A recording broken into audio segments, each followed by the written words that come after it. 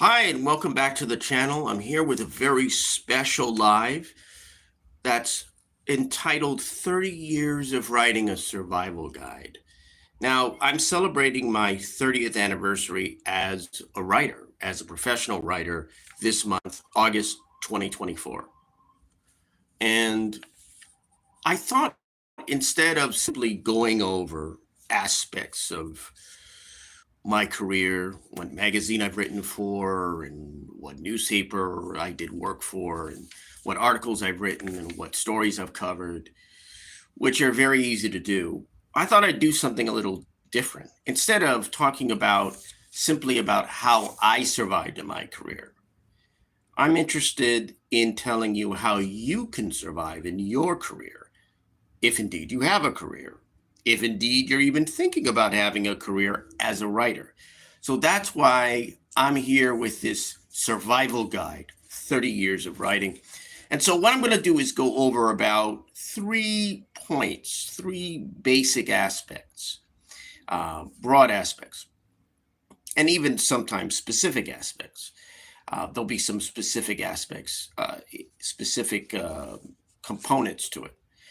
And this will give people something to pay attention to, and also something that will enable you, if you're interested in being a writer, if you're interested in having a career as a writer, no matter what kind of writing you're going to do, screenwriting, writing for TV, writing for theater as a playwright, being a poet, being a journalist, being a freelance journalist, you know, no matter what, giving you some points that you can use and use in whatever your specific line of profession or or should I say your specific writing field or specific writing profession. So let's begin with the first point in regards to surviving as a writer. Having all the materials and tools that you need to write. You're starting out, you're beginning, you decided you're going to be a screenwriter, use that as an example. Okay, you want to write scripts, you want to write movie scripts. Question is, do you have the tools that you need to write those scripts? Do you have all the materials, all the components that you would need to write the script? So what I'm talking about would be literal tools of the trade. You've got a PC, you've got a laptop, got a printer, you've got paper in the printer, you've got cartridge, if they still have cartridges. I don't know if they still have cartridges in printers, but whatever it's in the printer, do you have all your materials that you need, all your instruments, all your tools?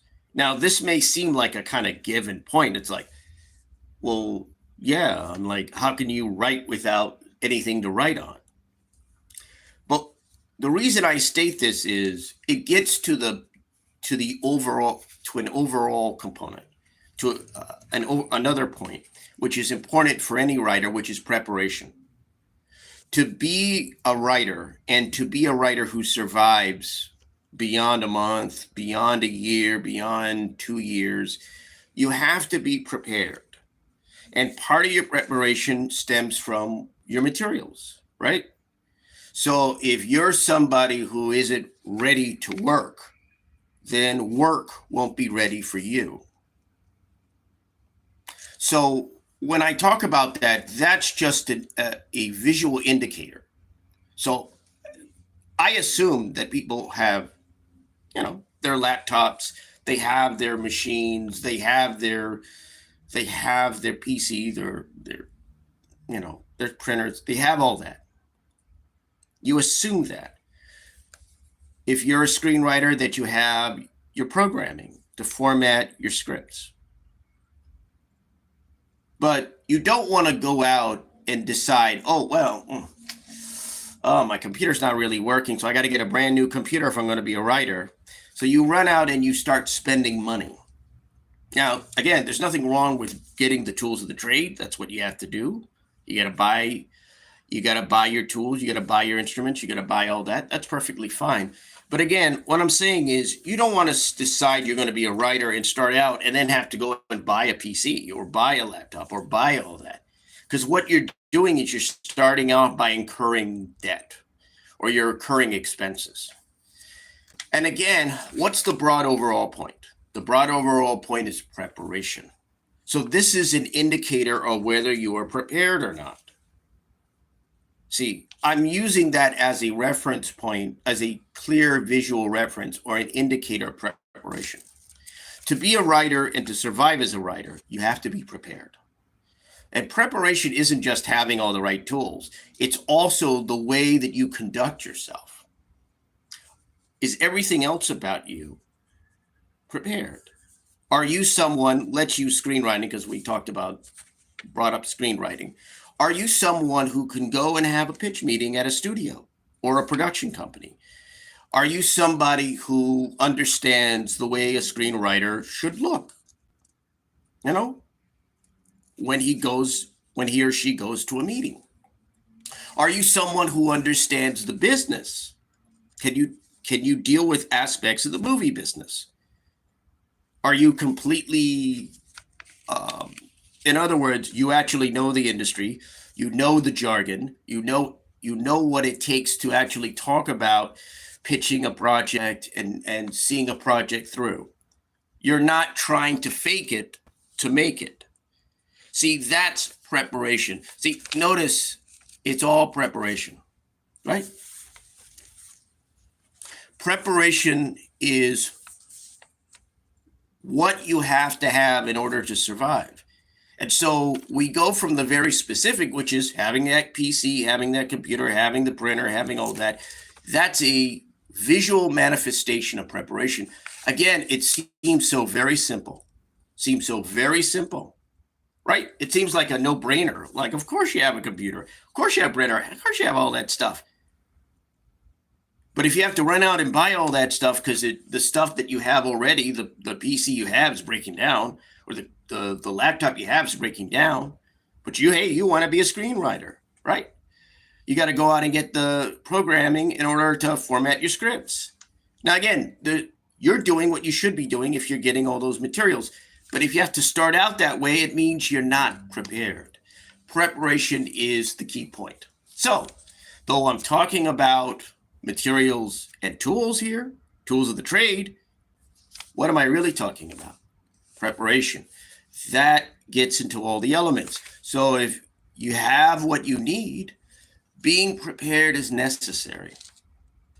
So to be a writer, what you have to do is be somebody who understands how to prepare for their given writing field or profession, and also understands how to prepare for all the aspects of that field and profession. You're a screenwriter, you know what the business is like, you know what the industry is like. You can go into a studio or a production company, you can pitch, you're dressed appropriately. Maybe you don't wear something like this, but you're dressed appropriately enough. And you understand what it takes in order for you to conduct your trade, to conduct business, in order to conduct your profession.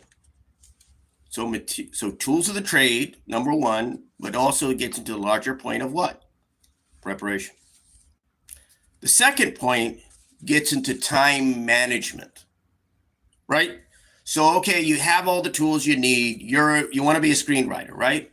Okay, got the PC, you got the laptop, you got all that. You know, you've read books. You've read books about that, right? And before I move on, one last thing about preparation also exceeds to knowledge, right? Because I said you have to know the business and you have to know the industry that you're going to be involved in. That also means education. So if you went to school formally, you have a bachelor's degree or master FA or you have some kind of education, that's part of your preparation, right? You studied English. In my case, I got a bachelor's degree. I studied literature. Although I haven't wound up as a literary writer, I worked as a freelance journalist and as a freelance writer, and also as a ghostwriter. I prepared. That's part of my preparation, is my education.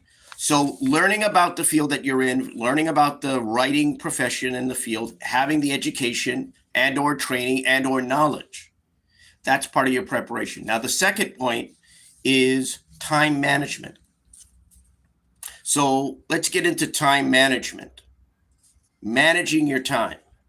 Why is this important? Time is an important component of writing, as it is with anything. So if you are prepared in all the other aspects, then you also have to be prepared. Then you also have to be able, once you get any work, once you start sitting down and doing that project, whatever it is, again, let's deal with screenwriting. Let's say you're working on a script. So you're going to have to find a way to use your time wisely, productively, and effectively. Again, use your time wisely, productively, and effectively. Why is this important? Because time is important with all things.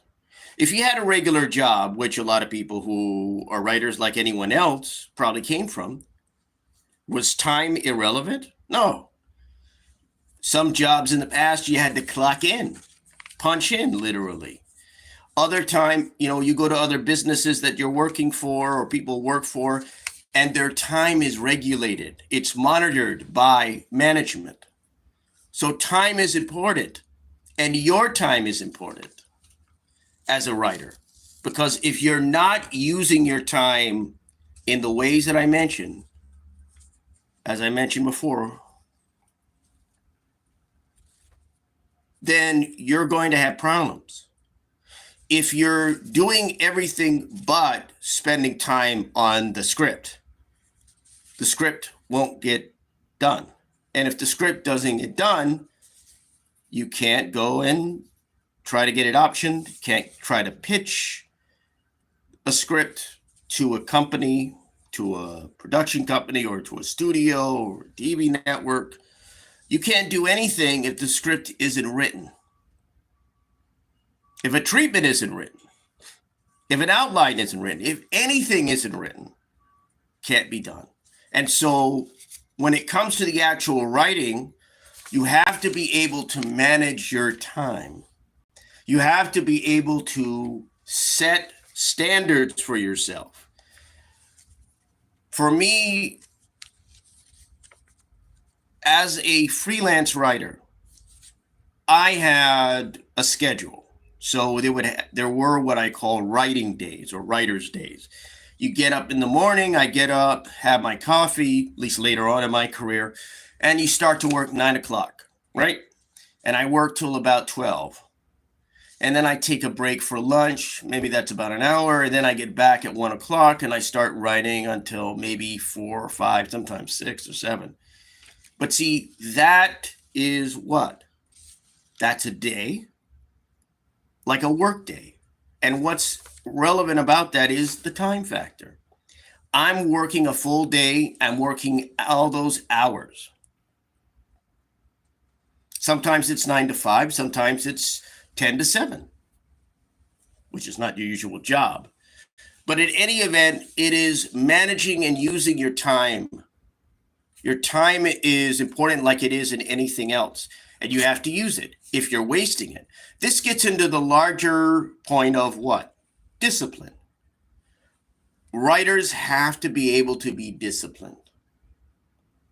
So what you have to do, and so discipline is essential for any writing. To be a writer, you must have discipline. You have to be able to get it down, go to work, get the work done, send your work off, get it sold, depending on what kind of writing field or profession you're in, and move on to the next project. that requires discipline. So discipline permeates every aspect of a writer's life, but we're tying it here specifically to time, although it's something you have to have as a writer in general. But that's the larger point. So you have to find a way to have the discipline. And one manifestation of that discipline is time management, being able to set time standards for yourself, being able to set a schedule, being able to set yourself down in front of a computer, PC, laptop, doesn't matter what, and writing until the job is done. Whether that takes one day, depending on what you're writing, if it's an article, or many days, if it's a book or a script. So time management, and what's the broad overall point? Discipline.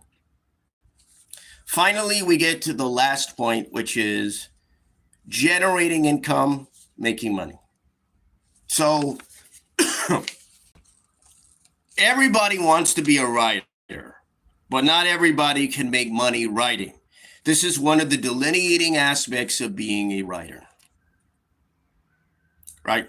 It's one of the delineating aspects of being a writer, and is making money. Now, this will be controversial for some, even though it isn't, because some people feel that being a writer shouldn't be something that you can make a living at, or you shouldn't be forced to make money from it. You should just write because you feel like writing.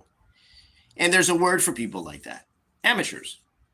If you're just writing a script and you're not going to sell it, you're writing a novel or a manuscript and you don't do anything with it, you write a short story, you write a poem, and you just write,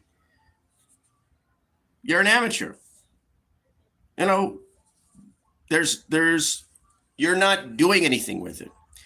What delineates a writer or a professional from an amateur, obviously, is getting paid, but it also delineates the serious writer from somebody who isn't serious. So generating income and making money, that's important, right? In order to be a writer, that's what you have to be able to do. So what's the larger point that gets into?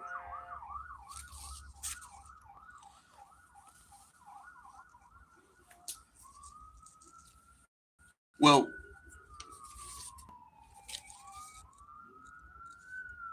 patience.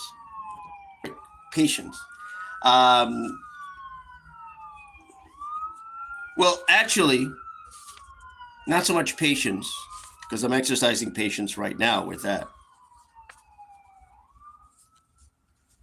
Stamina. Stamina is what is at work.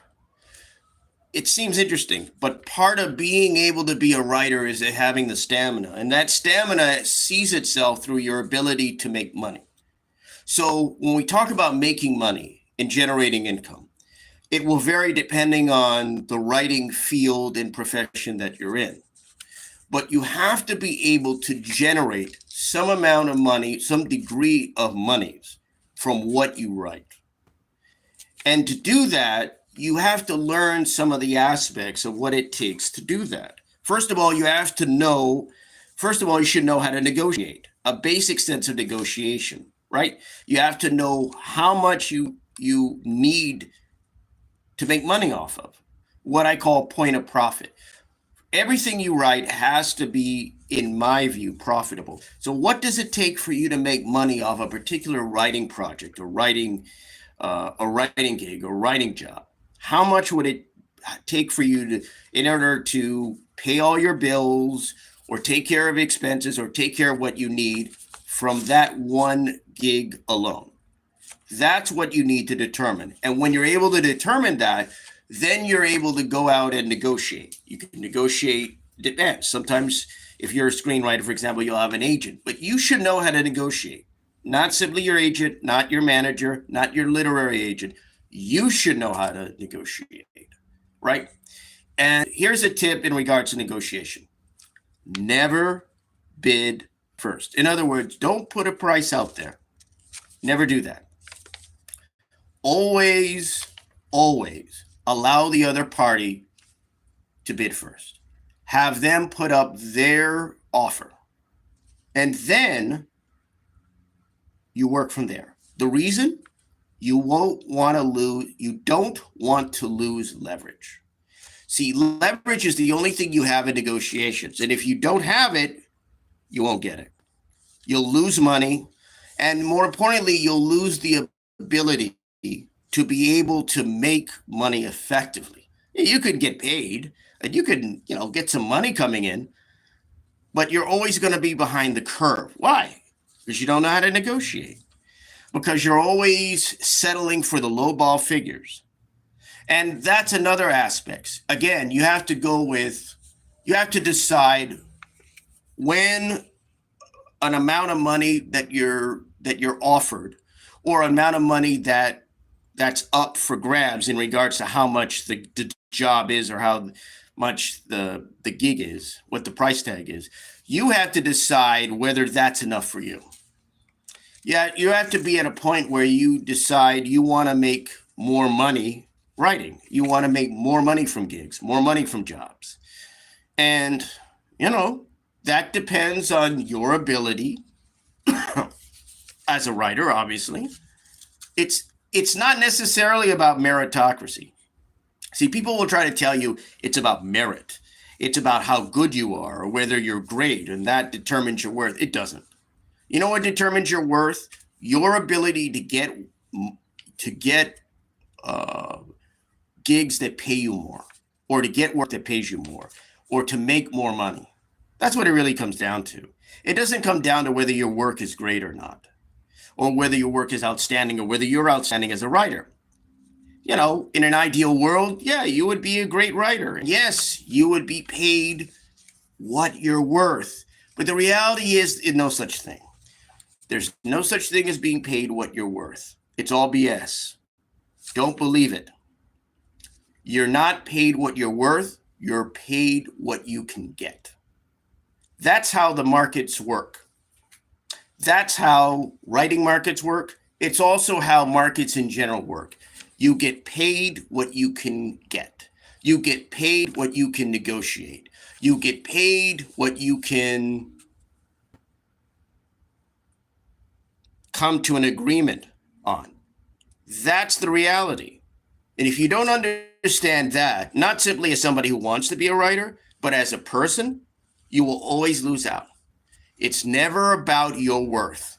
Take yourself out of the equation. Take your worth and your work out of the equation.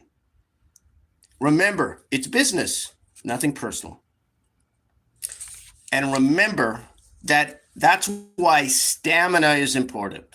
Patience to an extent I mentioned, but stamina, what's the take-home pay? Not only the take-home pay, but what's the take-home point? Stamina. You have to be able to generate that income. You have to be able to make money. See, if you're not making money, then you're simply an amateur, you're a dilettante, and you're not serious about being a writer. But if you're somebody who wants to be a part-time writer, full-time writer, you have to be able to generate that income, no matter what writing field you're in, no matter what writing profession you're in. And that negotiation is a part of that. Learn how to negotiate effectively. Again, even if you have a literary agent, even if you have an agent, if you're a screenwriter, you have to know how to negotiate. You have to understand how to make money. Because if you don't understand it, your agent may not, and your literary agent may not. It's not that they don't know what they're doing, but you also have to know what you're doing. One of the things I've heard about actors is that actors don't allow their agents simply to get work. They go out and they try to find work for themselves. And so that's why I say, as a writer, you have to be able to negotiate. That's just one aspect. You remember, you're always having to make money. So point of profit, right? So that means your ability when you're writing to make money off of anything that you write. Otherwise, you're going to be in the red, because you're not making money off of everything. Again, that's why negotiation is important. So, in conclusion, looking at the 3 points here and the 3 larger points, right? Number 1, materials and tools. And what's the take-home point for that? Preparation, need to be prepared as a writer. Number 2, time management. And what's the take-home point for that, or the larger point? Discipline. You need to be disciplined in order to be a writer. And number 3, generating income and making money. What's the larger point? Stamina. Having the willpower, being able to survive as a writer by your ability to make money as a writer. And so that's been the survival guide. 30 years of being a writer, survival guide for anyone interested in being a writer. Now, again, this is a very general overall guide. It's not, though I got a little specific, it's not intensely specific. Again, it's not the complete and utter guide to being a writer. It's just a very brief guide that will serve, hopefully, people very well. So, again, my name is Albert Lanier. I have been a freelance writer and print journalist for 22 years, retired in 2017. I remain a writer. I've been a ghost writer, 10 years now, my 10th anniversary. Also, I write on Substack. So you can check out my Substack. That is the week that is, which is at albertlanier.substack.com. And my brand new Substack, which is Final Cut, which is at allanier.substack.com. And don't forget my podcast, which is also Final Cut, also at allanier.substack.com. And so if you like what you heard, or you're interested in what you heard, you can leave a comment. If not, don't comment. But in any event, thank you for listening. For those who have watched or will watch, thank you for watching. Until next time, keep writing and survive as a writer. Thanks. Bye, folks.